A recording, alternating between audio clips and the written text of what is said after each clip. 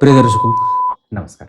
एक बार फिर से उपस्थित हूं आप सबके सामने सोमवार के कार्यक्रम में विश्लेषण जन्म कुंडली का। इस कार्यक्रम के अंतर्गत आपके सामने जो कुंडली लेकर के आया हूं, ये कुंडली आई है मेरे पास भुवनेश्वर, उड़ीसा से। मैं जब कुंभ गया था तो ये मुझसे मिलने के लिए मैं जिस सेक्टर में था और ये जहां ठहरे थे, यहाँ से कम वो दूरी रही होगी तो 10 से 15 किलोमीटर रही होगी। और ये भद्र पुरुष चल करके आ गए थे, जबकि मैंने इनसे कहा था कि आप मत आइए, मिलना जरूरी नहीं है, कुंभ में बड़ी भीड़ है और अव्यवस्था तो नहीं ही थी, पर फिर भी बहुत ज़्यादा चलना था। और चूंकि मैं जानता था कि बहुत ज़्यादा मैं खुद ही चल के थक गया था, तो मुझे उस परेशानी का आभास था। मैंने इनको कहा कि आप मत आइए, आप जहाँ हैं वहीं रहिए। पर ये ऐसे कि जबकि इनको मैंने बताया था कि हम लोग निकल जाएंगे 2 बजे तक। हालांकि उस दिन हम लोग शाम में निकल गए थे, लेकिन ये व्यक्ति फिर भी पैदल चल के मेरे पास मिलने आ गए थे, मुझसे मिलने। तो भगवान की बड़ी कृपा है कि कम से कम आप लोगों का स्नेह, और एक तो शिमला से आए थे, वो कुंभ में भी आए थे और वो भी मिलने के लिए मुझसे आ गए थे। तो भगवान की बड़ी अद्भुत कृपा है कि आप लोग मुझे इतना योग्य समझ रहे हैं। मुझे तो बड़ा ही निकृष्ट और बड़ा ही बेकार हूं मैं। आइए विषय पे लेके आता हूं। भुवनेश्वर की कुंडली दक्षिणायन में इनका जन्म होता है। इस वजह से होता क्या है कि जीवन में अब कई बार आपको अपने आप को ना प्रूफ करना पड़ता है, और इस कारण से कि जितने भी पापग्रह होते हैं, शनि, मंगल, राहु, केतु, उनका प्रभाव अब बढ़ जाता है। तो सामान्य बात है कि अब किसी भी जातक के जीवन पे जब पापग्रह का असर ज्यादा होगा तो उसके लोग भी उससे दम, उसकी ऊर्जा खींचेंगे। मतलब जो एनर्जी उसको अपने प्रोग्रेस में लगाना चाहिए, अब वो एनर्जी उसकी उस प्रोग्रेस में ना लग करके लोगों को संभालने में लगेगी। ऐसा आषाढ़ माह में जो लोग जन्मे होते हैं वो मृदुभाषी होते हैं, और इनके विचारों की जो उत्पादक क्षमता होती है वो बड़ी ही कुशाग्र होती है, मतलब तीव्र होती है।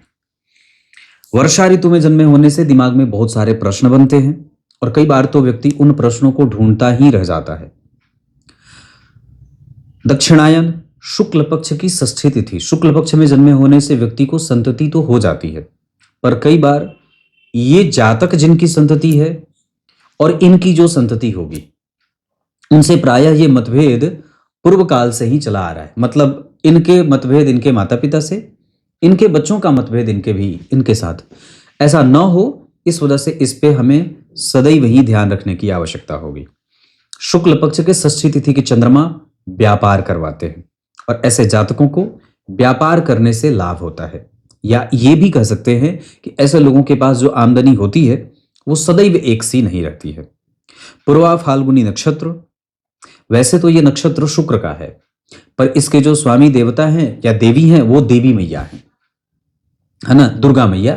तो इस वजह से दुर्गा सप्तशती का पाठ आवश्यक रूप से दुर्गा पूजा में या गुप्त नवरात्रि में जरूर ही करना चाहिए। जैसे अभी माघ में गुप्त नवरात्रि बीती, तो वैसे ही दुर्गा पूजा में चैत्र वाले में भी और आश्विन वाले में भी जरूर दुर्गा सप्तशती का पाठ अपने घर में ब्राह्मण को बुला करके करना चाहिए।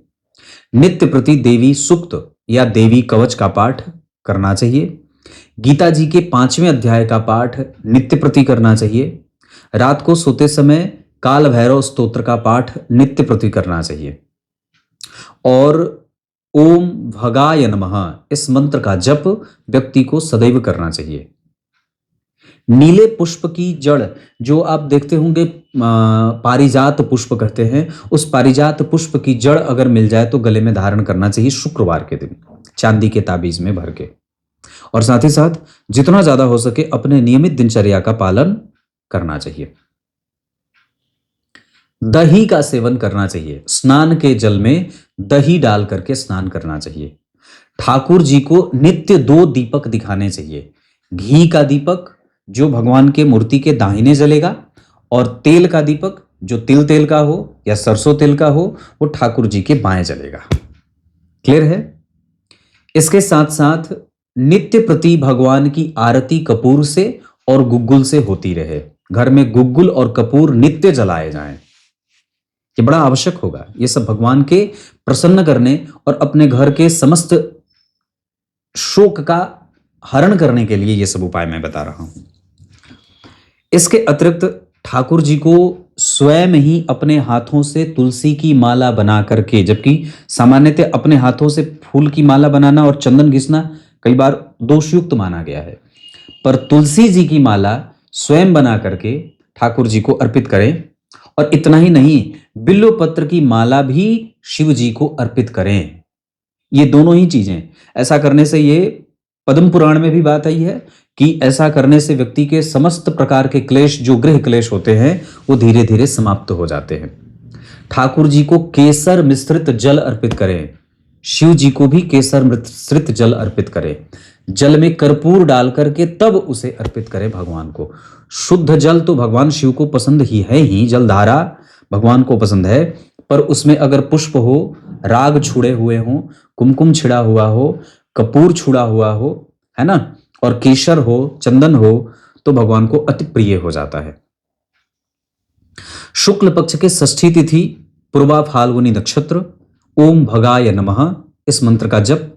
सिद्धि योग, तो प्रोफेशनल करियर ठीक है, पैतृक संपत्ति भी बहुत अच्छी है क्योंकि द्वितीय भाव में चंद्रमा बैठे हैं। तो कहने का अर्थ है कि व्यक्ति की वाणी, व्यक्ति का व्यवहार, व्यक्ति की कुशलता, ये सब बहुत अच्छा है। और मैंने इस पे कार्यक्रम में बात कही थी कि लग्न के चंद्रमा, द्वितीय के चंद्रमा, तृतीय के चंद्रमा, पंचम भाव के चंद्रमा, नवम और एकादशवें के चंद्रमा बड़े ही अच्छे माने जाते हैं। चतुर्थ के तो स्वतः उनके पास उनका बल होता है, दिग्बल तो उनको प्राप्त हो जाती है, पर इस चतुर्थ भाव के अतिरिक्त भी अगर चंद्रमा इन भावों में बैठे हों और पापग्रह होते हों तो भी ये दूषित परिणाम नहीं करते।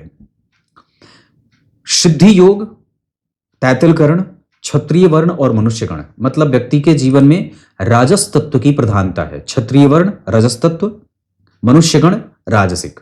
मनुष्य में तो सात्विक, राजसिक और तामसिक तीनों आ जाता है, पर क्षत्रिय में रजस तत्व की प्रधानता होती है। तो यहां व्यक्ति सुख और सुखोपभोग की वस्तुएं प्राप्त करने की उत्कंठा और सदैव एक ऐसा दंश अपने हृदय में छुपा करके या झेलता रहता है जिसकी भरपाई वो जीवन भर नहीं कर पाता है।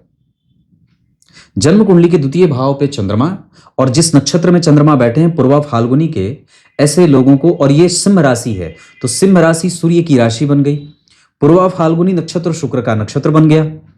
अब इस अवस्था में कि व्यक्ति पूर्व में जिनसे प्रेम करता हो उसके चले जाने से या उससे संपर्क न रहने से या उनका अपने जीवन से गायब हो जाने से, ये माता पिता, प्रेमिका, पति पत्नी कुछ भी हो सकते हैं, व्यक्ति ना उस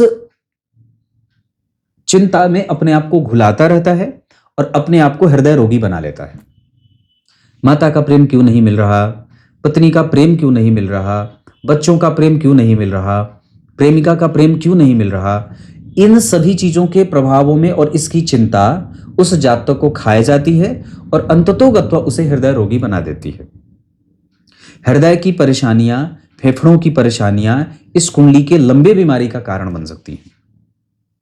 इस वजह से जितना ज्यादा हो सके एकमात्र आप प्रत्येक पल अपने आप को भगवान का नाम स्मरण करने में अगर बना देंगे, लगा देंगे, तो फिर ये चिंताएं जो शूल की भांति आपके हृदय क्षेत्र को विदीर्ण कर रही हैं वो नहीं कर पाएंगी। मैंने कल कहीं पढ़ा था कि नित्य भगवान के नामों का स्मरण जब आप अपनी जिह्वा से करते हैं, उनके नामों का जप करते हैं, तो आप स्वयं भी, आपकी जिह्वा यशोदा और राजा दशरथ हो जाते हैं, माता कौशल्या हो जाती हैं, यशोदा मैया हो जाती हैं, देवकी मैया हो जाती हैं। क्यों हो जाती हैं? क्योंकि जिह्वा से ही भगवान के नामों का जितनी बार स्मरण होता है, जितनी बार आप उसका जप करते हैं, उतनी बार आप अपनी जिह्वा से भगवान को प्रकट करते हैं, उतनी बार वो अवतार ले लेते हैं आपके जिह्वा से, और उस अवतार का प्रभाव आपको भी प्रभावित करता है समुचित रूप तरीके से अच्छाई के मामले में, और आपके निकटस्थ, आपके समाज को भी उसका प्रभाव श्रेष्ठता से मिलता है। तो आप अपने आप को कितनी बार यशोदा और राजा दशरथ बना रहे हैं?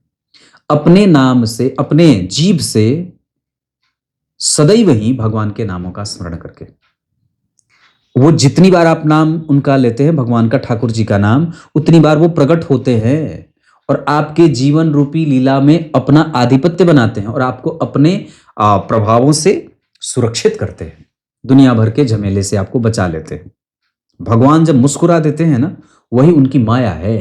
तो जो भी आप सुंदर चीजें देख रहे हैं वो भगवान की माया है, जो मुस्कुराहट है। हमें उसमें उलझना नहीं है, भगवान मुस्कुराते हैं हमें उलझाने के लिए, है ना।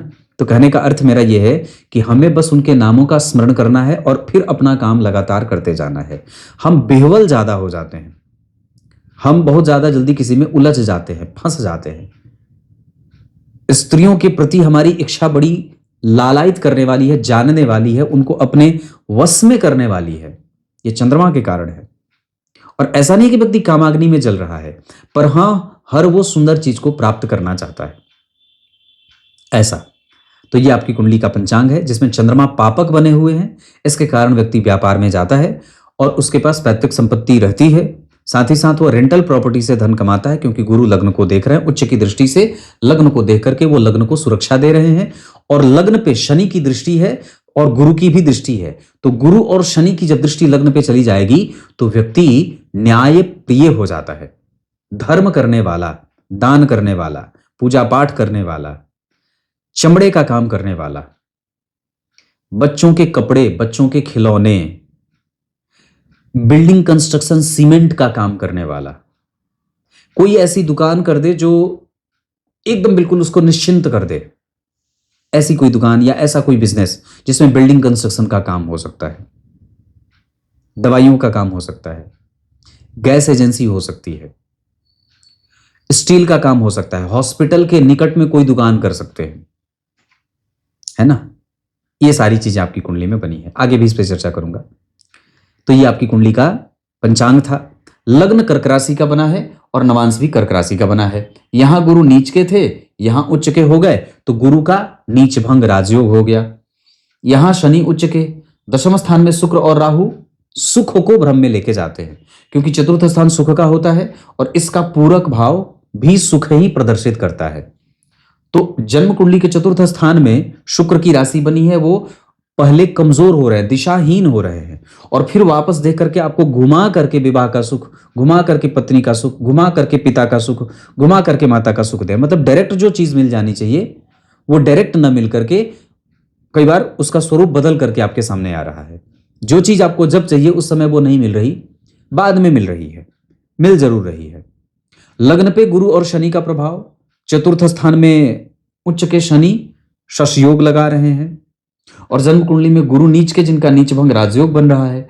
12वां भाव इस कुंडली का पीड़ित हो रहा है। बुध 12वें भाव में ठीक नहीं होते।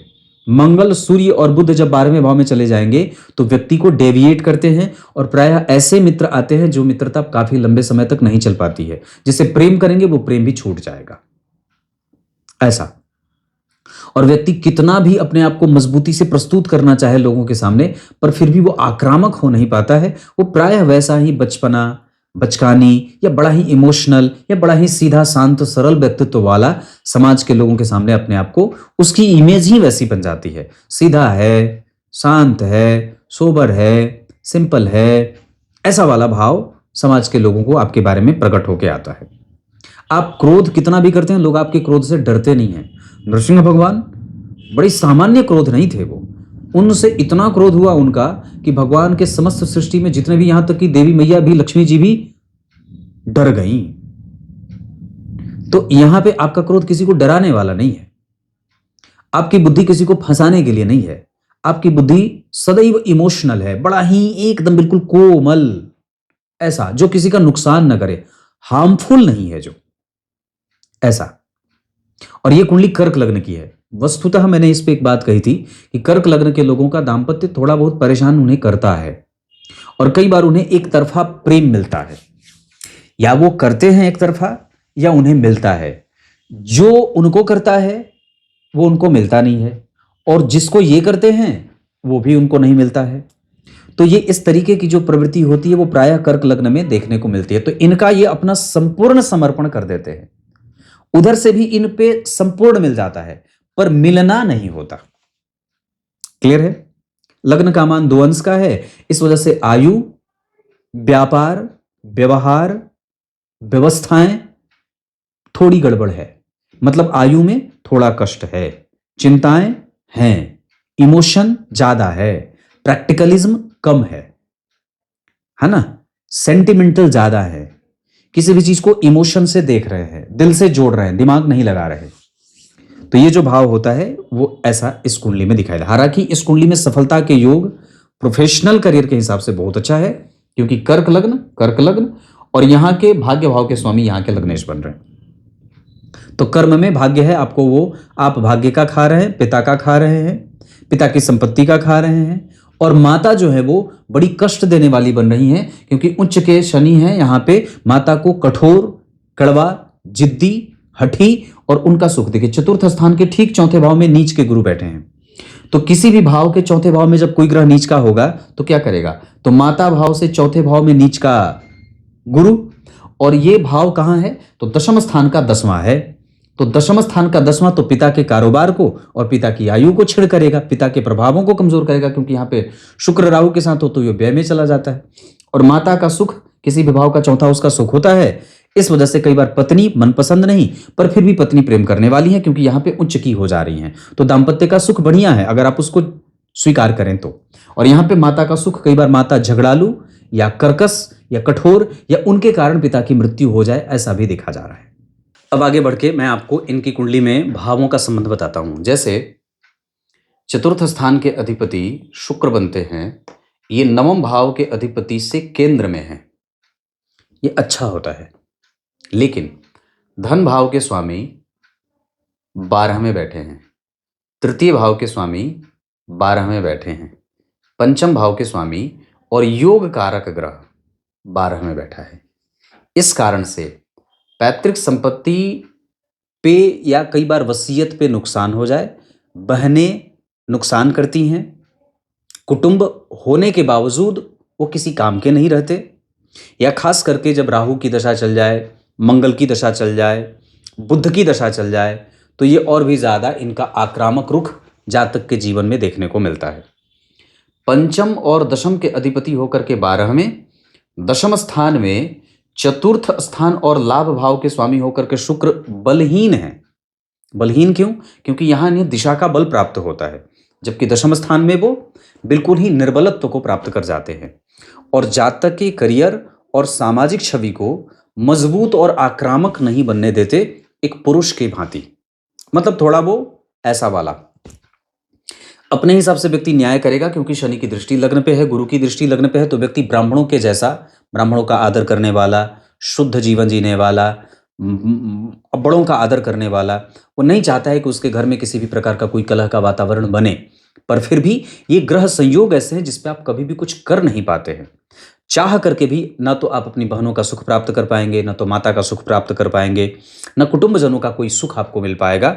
ऐसा इसलिए ही है क्योंकि द्वितीय भाव कुटुंब का होता है। आपका संबंध बढ़िया है क्योंकि आपकी कुंडली में लग्नेश ही द्वितीय भाव में बैठे, तो आपका जो व्यक्तित्व है वो कुटुंब में समाया है और कुटुंब जो है वो मृत्यु को प्राप्त कर रहे हैं। सूर्य, बुध और मंगल जब 12वें भाव में बैठ जाएंगे तो ये कई बार इतना कष्ट देने लगेंगे कि व्यक्ति की आत्मीयता, उसकी बौद्धिकता, उसका जो साहस है, जिन पे वो विश्वास करता है, जिनके बल पे वो आगे बढ़ना चाहता है, वो सब वक्त के साथ पीछे छूटते जाते हैं। और दूसरा, द्वितीय भाव का स्वामी जब 12वें भाव में बैठ जाए तो ये और भी ज्यादा कष्ट देने लगता है, ये दारिद्र दिखाने लगता है। जीवन में कई बार व्यक्ति पैसे पैसे के लिए मोहताज हो जाता है, जबकि संपत्ति उसी की है, पर उसी संपत्ति पे किसी गैर जो जिसका उस पे कोई अधिकार नहीं है, वो उस पे अपना अधिकार जमाना चाहता है। और ऐसी स्थिति में मैं एक ही बात कहूंगा कि दुनिया में सबसे जो परम मित्र है वो आपकी माता और आपके पिता हैं। भाई बहन तो चलो फिर भी दुश्मन हो जाते हैं, पर इस कुंडली में यहाँ पे चतुर्थ स्थान में उच्च के शनि बैठे हैं। इस कुंडली में इस जातक की माता को निश्चित रूप से बड़ा ही प्रबल कष्ट होने वाला है। वो दूसरों की बातों को सुनने के कारण जो अपने बच्चों से वो राजनीति और प्रपंच चला रही हैं, उसका खामियाजा इस जातक की माता को भोगना पड़ सकता है। क्योंकि लोक तो आपका बिगड़ ही रहा है, परलोक भी बिगड़ रहा है। क्योंकि यहाँ पे शनि है ना, ये कठोर क्रूर, जैसे जन्म कुंडली में कर्क लग्न की कुंडली के लिए मारक ग्रह होते हैं शनिदेव, अष्टम और सप्तम के अधिपति होकर के चतुर्थ में बैठे हैं, राहु केतु के संपर्क में हैं, तो ये माता को मारने का काम करते हैं। पर बात क्या है, वो मार क्यों नहीं पा रहे? क्योंकि वो उच्च की बैठी हैं। तो जब शनि जैसा मारक ग्रह, और वैसे भी आचार्य वराहमिहिर ने अपने पहले अध्याय में ही लघु जातक में लिखा कि शनि जैसा ग्रह जो पापक है, जो भृत्य है, जो दास है, जो दारुण दुख देता है, उसका अतिरिक्त बलवान होना जातक के जीवन को बड़ा ही कष्टपूर्ण बना देता है। और जो इस कुंडली का भाग्येश था वही नीच का हुआ है। अलग बात है कि उनका नीचभंग शनि के कारण हुआ है, पर कौन ग्रह इनका नीचभंग कर रहा है? जो इस कुंडली का मारकेश है। और दरअसल वो मारक भाव यानी कि अष्टम भाव का स्वामी राहु के संपर्क में जा रहा है। इस कारण से भी जन्म कुंडली में व्यक्ति के जीवन में हेडेक, एक्स्ट्रा परेशानियां, और न चाहते हुए भी उसके कार्य में विलंब हो, उसको राजनीति करना पड़े, ठोकरों से युक्त होकर के जीवन जीना पड़ता है। और इसमें एकमात्र कारण माता बन रही हैं। तो जातक के जीवन के सुखों से उसका जो वैराग, या सुखों से जो उसको एक तरीके से दूरी बन रही है, वो इनके माता के कारण बन रही है। और मैं ये बात गारंटी से कह सकता हूं कि किसी भी प्रकार से अगर आपकी बुद्धि किसी भी छल करके किसी के कष्टों का कारण बन रही है, तो फिर इसमें कोई संशय नहीं है कि आप महान पातकी हैं। आपकी बुद्धि किसी को सुख देने के लिए हो सकती है, किसी को सही मार्ग दिखाने के लिए हो सकती है, उसका धन हरण करने के लिए नहीं, है ना? ये बात यहां पे ध्यान से समझना होगा। तो इस व्यक्ति के जीवन में जो सुख मिलना चाहिए, जो शांति आनी चाहिए, वो किसने भंग किया है? वो माता ने भंग किया है। और ये बात मैं गारंटी से कह सकता हूं, क्योंकि चतुर्थ स्थान के अधिपति, और जो जन्म कुंडली में चतुर्थ है, चतुर्थ भाव में उच्च के शनि बैठे हैं, तो व्यक्ति जो भी व्यक्ति का कर्तव्य है वो बहुत अच्छे से वो निभाना चाहता है।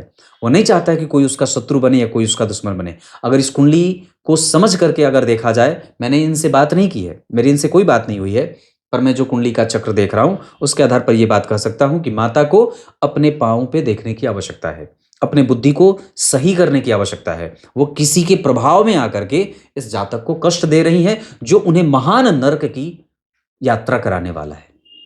माताएं कष्ट देने के लिए नहीं होती, माताएं सुख देने के लिए होती हैं। अगर किसी जातक को उसकी माता से राजनीति भोगना पड़ रहा है, राजनीति का शिकार होना पड़ रहा है, तो निश्चित रूप से इसमें बहुत ही ज्यादा समझने की बात, क्योंकि ये कुंडली चरित्रवान है, लग्न पे गुरु की दृष्टि है, गुरु नीच के हो रहा है, माता का सुख कमजोर हो रहा है। लेकिन ये गुरु यहाँ पे कमजोर हो रहे हैं, पर ध्यान से देखिए तो यहाँ पे उच्च के हो जा रहे हैं। तो गड़बड़ी कहाँ हो रही है कि व्यक्ति के पूर्व काल में भी उसकी आत्मा ने किसी को कष्ट दिया था, क्योंकि सूर्य 12 में है, और उसने अपनी बुद्धि किसी के परिवार को तोड़ने में लगाई थी। इस वजह से यहाँ पे भी मंगल और बुध 12 में जा रहे हैं। उसने अपनी बुद्धि का सतत सही इस्तेमाल नहीं किया था, इस वजह से वो उसको ये क्या कहा शास्त्र में, यदुपचित मन्य जन्मनि शुभाशुभम तस्य कर्मणः पंक्तिम व्यंजयति शास्त्र में तत् तमसी द्रव्याणि दीपैव। उसका अर्थ यही है ना कि भाई आपने पूर्व जन्म में जो किया है वही आपको इस जन्म में ग्रह दे रहे हैं।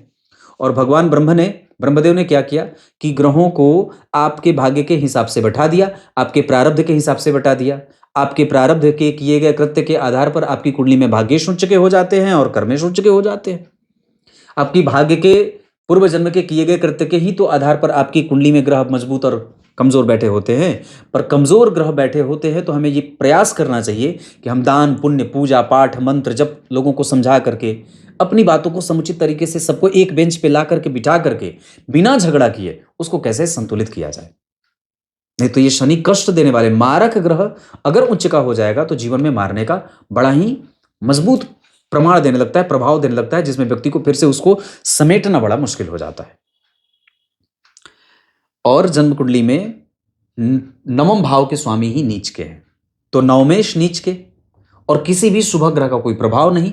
मंगल की दृष्टि जा रही है, मंगल की 7वीं दृष्टि यहां, मंगल की 8वीं दृष्टि उच्च की जा रही है। तो व्यक्ति की कैपेसिटी अच्छी है, पर वो बिलबिला रहा है ना, वो आक्रामक नहीं हो रहा है, वो परिवार पे धौंस नहीं जमा रहा है। और कई बार ये परेशानी भी बहुत ज्यादा उसको नीचे करने के लिए काफी हो जाती है। मतलब व्यक्ति उसके सीधाई का या सच्चरित्रता का गलत इस्तेमाल समाज कर लेता है। ये भी कारण है, क्योंकि व्यक्ति का कर्तव्य पथ बहुत अच्छा है। जब जन्म कुंडली में शनि उच्च के होंगे तो एक तरफ वो आपको जीवन में तकलीफें देते हैं, लेकिन एक तरफ आपको कर्म योगी भी बनाते हैं। वो आपको चाहते हैं, वो जानते हैं कि व्यक्ति की कुंडली में जितने भी उसने कर्म है, वो उसका जो कर्तव्य है वो उसे मजबूती से निभा रहा है। तो इस कुंडली का कर्तव्य बोध इस जातक को बहुत अच्छा है। और गड़बड़ी करियर में यहाँ पे, तो परेशानी यहाँ पे, ऊपर से राहु की दशा चल रही है, पीछे मंगल की दशा चली थी, वो मंगल 12वें थे और मुझे लगता है कि वो अस्त भी हैं, क्योंकि 26 अंश के हैं, सूर्य 8 अंश के, तो अस्त भी हो जाएंगे।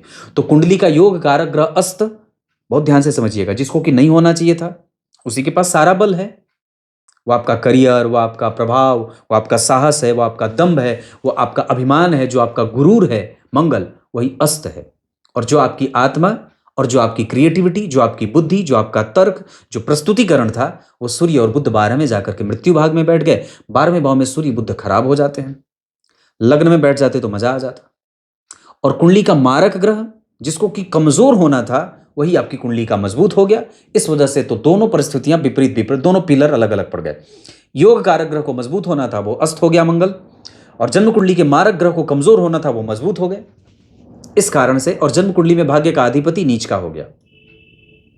पर नमांस चक्र में स्थिति ठीक दिख रही है। चंद्रमा द्वितीय भाव में वर्गोत्तम, शुक्र और शनि बुध में से, बुध और शनि 12 में, बुध यहाँ भी 12 में, बुध यहाँ भी, बुध वर्गोत्तम हो गए। मतलब व्यक्ति के पास जो उसकी वाणी है अब वर्गोत्तम हो जाएगी, तो कम से कम वो शत्रु नहीं बनाएगी, न्याय प्रिय बोलेगी, सत्य बोलेगी, और कई बार वो किसी को कष्ट नहीं देगी।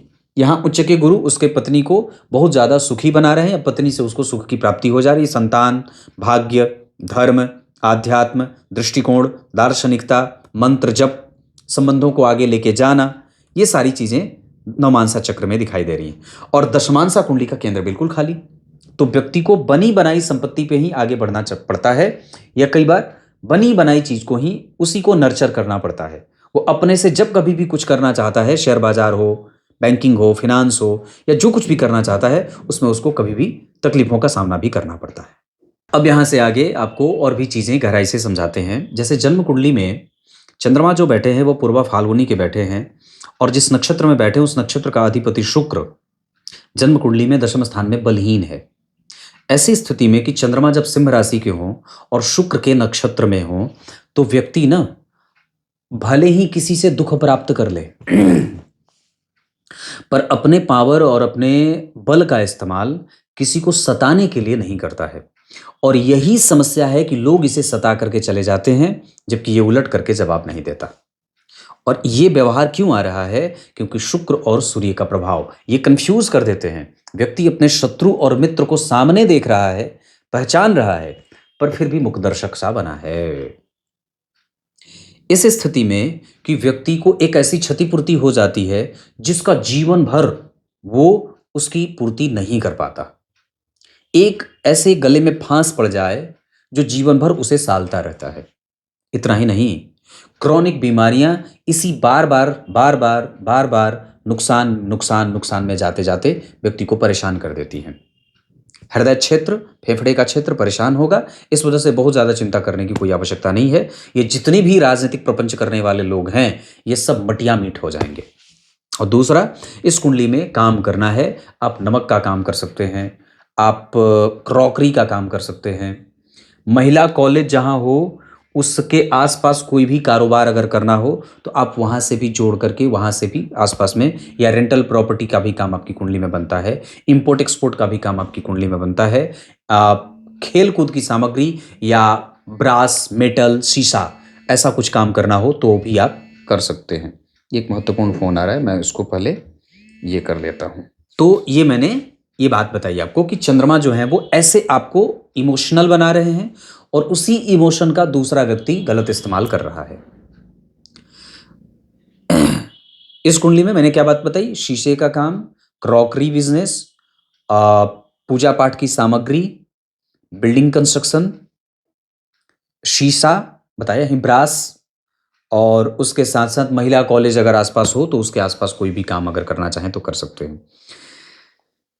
इस कुंडली में परेशानी क्या है कि धन पंचम और जन्म कुंडली के धनेश और बुध 12 में, बुध 12 में ठीक नहीं होते, सूर्य भी 12 में ठीक नहीं होते हैं, और योग कारक ग्रह 12 में चला गया।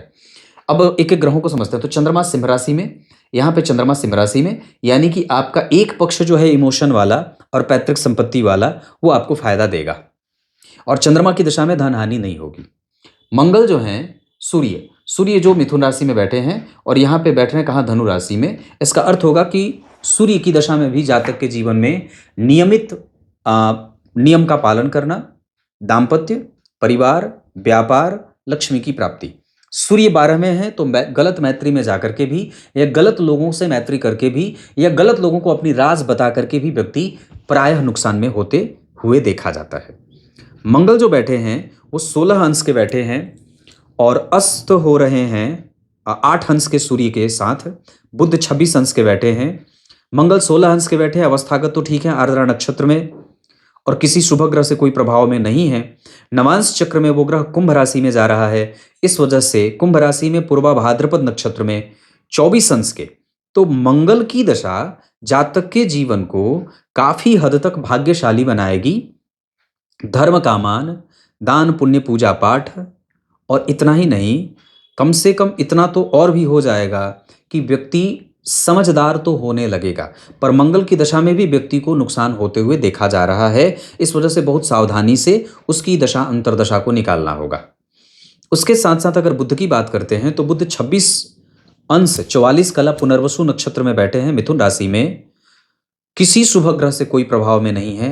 नवांश कुंडली में भी वो मृगशिरा नक्षत्र में बैठ रहे हैं, 0 अंश के बैठ रहे हैं। इसका अर्थ होगा कि बुध की दशा सामान्यतया संतुलन पैदा करने वाली होगी और कम से कम वो आपको, आपकी बुद्धि को गलत इस्तेमाल में ले जाने वाली नहीं होगी। भले आपके साथ लोग पाप कर दें, आप किसी के साथ पाप नहीं करेंगे। बुध की दशा में आपकी कुंडली में बुध भाव से हर जगह 12वें भाव में बैठे हैं, यहाँ भी और यहाँ भी। तो इस कारण से भी कई बार व्यक्ति के मन बुद्धि चित्त में व्यग्रता बनी रहती है, मेहनत ज़्यादा करनी पड़ती है, या व्यक्ति कई बार अपने जीवन का बहुत सारा हिस्सा 34वें 35वें वर्ष तक किसी दूसरे काम में, गलत काम में लगाता है, या फिर ऐसे काम में उलझा हुआ रहता है जिसका कोई विस्तृत फायदा नहीं मिलता। ये भी कई बार बुध के कारण देखा जा रहा है। देवगुरु बृहस्पति मकर राशि में वक्री हैं 22 अंश पे, और नवांश चक्र में वो उच्चके हो जा रहे हैं आश्लेषा नक्षत्र में। इस कारण से भी कई बार वो लाभ देने वाले ग्रह के रूप में बन रहे हैं, और मैं ये बात कह सकता हूँ कि देवगुरु बृहस्पति की दशा जातक के जीवन को लाभान्वित करने वाली बन रही है। तो यहाँ ये बात मैंने आपको इतनी बताई है। मंगल के बारे में हमारी चर्चा चल रही थी। मंगल की दशा काल में कई बार कारोबार में और पिता के साथ संबंधों में परेशानी भी देखने को मिल सकती है, या पिता को कष्ट हो सकता है। बुध जो हैं वो जन्म कुंडली में 12 में है, और बुध पे भी हमारी चर्चा हुई थी। मैंने कहा था कि बुध आपको कम से कम बलवान होने के कारण नष्ट नहीं करेंगे और आपको धन की सही दिशा बताएंगे कि कहाँ खर्च करना है। बुध एनर्जी भी दे रहे हैं दशमांशा चक्र के आधार पर, और काफी बार वो आपको एनर्जेटिक बनाने के साथ साथ जो तकनीक की समझ है, परिस्थिति के समझने की जो शक्ति है, वो बुध ही थोड़ी बहुत दे रहे हैं। देवगुरु बृहस्पति लग्न कुंडली में नीच के बैठे हैं, जिनका नीच भंग राजयोग हुआ है। नवांश चक्र में वो आश्लेषा नक्षत्र में बैठ रहे हैं, और इस कारण से कई बार वहां वो आपको नौकरी, प्रतिष्ठा, पन्न, धर्म, चिंतन, धनवान और कारोबार से धन प्राप्त कराते दिख रहे हैं। शुक्रदेव लग्न कुंडली में मेष राशि में भरणी नक्षत्र में, अपने ही नक्षत्र में 23 अंश 30 कला पे बैठे हैं। नौमांसा चक्र में वो विशाखा नक्षत्र में पंचम भाव में चतुर्थेश होकर के केंद्र त्रिकोण की स्थिति में जा रहे हैं। इस वजह से वहां वो अच्छी स्थिति में कहे जाएंगे। यानी कि शुक्र का प्रभाव आपकी कुंडली के लिए थोड़ा बहुत कभी कभी पत्नी से मतभेद, या मनचाहा विवाह न होना, या कई बार धन का व्यय होते हुए देखा जाता है। लेकिन आपके दाम्पत्य की स्थिति अच्छी है, मैं उसे कमजोर नहीं कहूँगा, और न ही उसे ये कहूँगा कि उसमें किसी भी प्रकार की कोई दो राय रखने की आवश्यकता है। आपकी कुंडली में शुक्र बुद्धि को, ज्ञान को और उसकी समझ को बढ़ाने वाले बन रहे हैं, जबकि इच्छाओं की पूर्ति करने वाले के रूप में शुक्रदेव भी बन रहे हैं।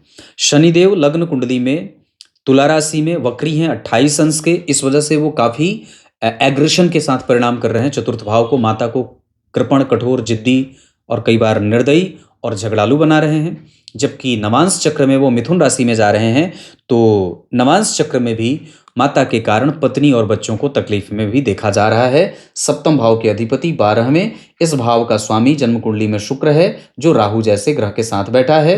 गुरु से दृष्टि तो प्राप्त हो रही है, तो उनमें पर फिर भी वो किसी के प्रभाव में आ रही है। माता गुरु के बाद शनि जो प्रभाव में जा रहे हैं वो आपकी कुंडली में धर्म अर्थ के प्रभावों को समझाने वाले बन रहे हैं। नवांश कुंडली में वही शनि 17 अंश 26 कला के आर्द्रा नक्षत्र में वक्री होकर के सूर्य से प्रभाव में आ रहे हैं, तो इस वजह से कई बार उनमें घर्षण भी देखने को मिल रहा है या कई बार आपके आत्मविश्वास में कमजोरी भी आ रही है। पंचमेश जब 12 में चले जाते हैं तो कई बार विद्या बुद्धि विवेक संतान प्रेम दाम्पत्य आदि में परेशानी आती है। जब जन्म कुंडली का सप्तम भाव का स्वामी उच्च का हो जाए और वही ग्रह मारक भी होता हो और हो भी रहा है, तो ऐसी स्थिति में कई बार उसकी दशा कष्ट देने वाली भी बन जाती है। 2028 के सितंबर से लेकर के 2031 के अगस्त तक हमें बहुत ज़्यादा सावधान रहना होगा। एक दशा जो मानसिक कष्ट दे सकती है वो 2034 के फरवरी से लेकर के 2035 के मार्च तक की दशा कष्ट देने वाली हो सकती है। धन प्राप्त करने के मामले में 2035 से लेकर के 38 तक की दशा धनवान बनाएगी, जबकि 2035 से लेकर के 2041 तक की दशा भी सामान्यतः ठीक रहेगी। इस बीच में एक कष्ट होगा 2040 के अगस्त से लेकर के 41 के अगस्त तक, जहां थोड़े बहुत झगड़े मतभेद और कई बार चोट चपेट की घटनाएं और बेवजह नुकसान में जाने का भी समय आएगा। हालांकि गुरु की दशा आपकी कुंडली में बहुत अच्छी जाएगी, गुरु की दशा में स्टेबिलिटी बढ़ेगी। उस समय आपके जितने शत्रु हैं सब शांत हो जाएंगे। उस समय आपका जीवन काफी पटरी पर आएगा और पत्नी के साथ सहयोग में प्राप्त होने का योग भी दिख रहा है। होरा चक्र के आधार पर गुरु और सूर्य संपूर्णतया अच्छे परिणाम देते हुए दिखाई दे रहे हैं, जबकि शनि बुध राहु केतु चंद्रमा मंगल और शुक्र ये सब ग्रह शिथिल हैं, सामान्य हैं और आपको सीधा बना रहे हैं। क्लियर है? भाग्य वगैरह की स्थिति आपकी कुंडली में व्यापार से भाग्य का लाभ देखने को मिल रहा है, व्यापार ही आपको करना होगा। इसके साथ साथ शेयर बाजार वगैरह में भी छोटे मोटे धन लगाए जा सकते हैं, बहुत ज्यादा तो नहीं। शुभ अंक इस कुंडली के लिए 5 रहेगा। शुभ रंग सफेद और लाल अच्छा रहेगा। मित्रता वृश्चिक और मीन वालों से कर सकते हैं, शत्रुता कन्या मकर और वृष वालों से बिल्कुल ना करें।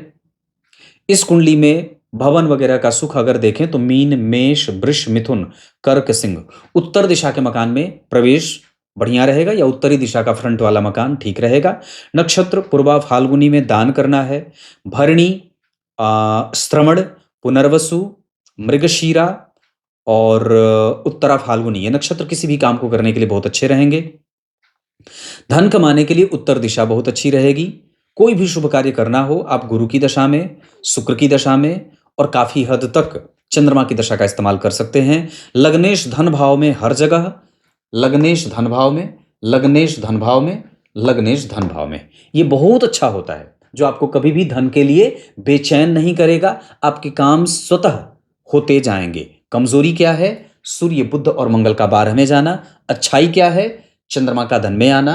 अच्छाई है राहु का दशम स्थान में बैठना। अच्छाई है गुरु की उच्च की स्थिति। अच्छाई है यहाँ पे लग्न के अधिपति धन में, यहाँ बुध और शनि 12वें भाव में जा रहे हैं जो बैलेंस्ड दाम्पत्य दिखा रहे हैं। क्लियर है? अष्टक वर्ग के आधार पर व्यक्तित्व को और भी ज्यादा थोड़ा जैसे होता ना कि एग्रेशन में लेके आइए, थोड़ा कभी कभी जिद और थोड़ी कठोरता आवश्यक है जीने के लिए, और अपने आप को बहुत ज्यादा लुंज पुंज ढीला ढीला मत बनाइए। इस कुंडली के आधार पर वाणी अच्छी है, पैतृक संपत्ति अच्छी है, धन सदैव रहेगा। धन भाव के चंद्रमा बड़े अच्छे होते हैं। पराक्रम और बढ़ाया जा सकता है, बाजार को और समझा जा सकता है। अपने से ऊंचे लोगों से मैत्री आवश्यक है। घनिष्ठ मित्रता करनी हो तो नेताओं से भी मैत्री की जा सकती है। इसके साथ साथ गायन और वादन से संबंधित जो लोग काम करते हैं या उनसे संबंधित क्षेत्रों में काम, जैसे म्यूजिक इंस्ट्रूमेंट जो होता है उससे भी संबंधित आप कारोबार कर सकते हैं।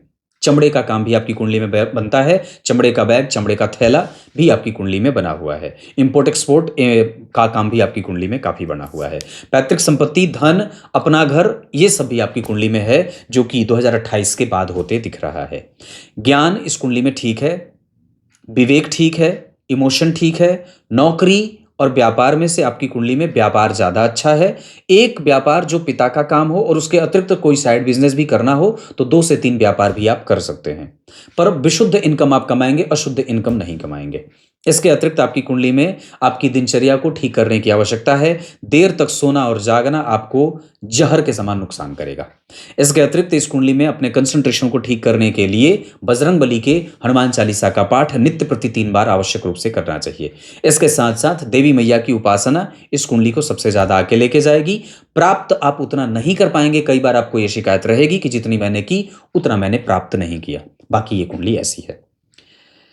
आत्मा के रूप में अगर बात करते हैं तो आपकी कुंडली में सूर्य और चंद्रमा में से सूर्य ज्यादा बलवान हो रहे हैं। डिग्री के आधार पर वो कुंडली में ग्रह सूर्य जा रहे हैं मिथुन राशि में। नरक लोक से आत्मा आई है और ये जाएगी कहाँ, तो जब हम इसका चिंतन करते हैं तो आपकी कुंडली वापस उसी में ना जाए, इस वजह से इस जन्म को बेहतर करना है। नाम का स्मरण करिए, भगवान के नामों का जप करिए, तीर्थ करिए, मंदिर जाइए, दर्शन करिए और गंगा जल में, गंगा जहां नदी प्रवाह होता हो, गंगा जी के पास जाकर के वहां थोड़ा दूध अर्पित कर दिया करिए, है ना। आप उड़ीसा में हैं, समुद्र में, समुद्र को दूध से अर्घ दीजिए, ऐसा करना चाहिए। समुद्र के किनारे जाकर के बैठ करके गुरु मंत्र का जप करिए, जितनी जल्दी हो सके गुरु दीक्षा ले लीजिए। तब तक के लिए बहुत बहुत नमस्कार।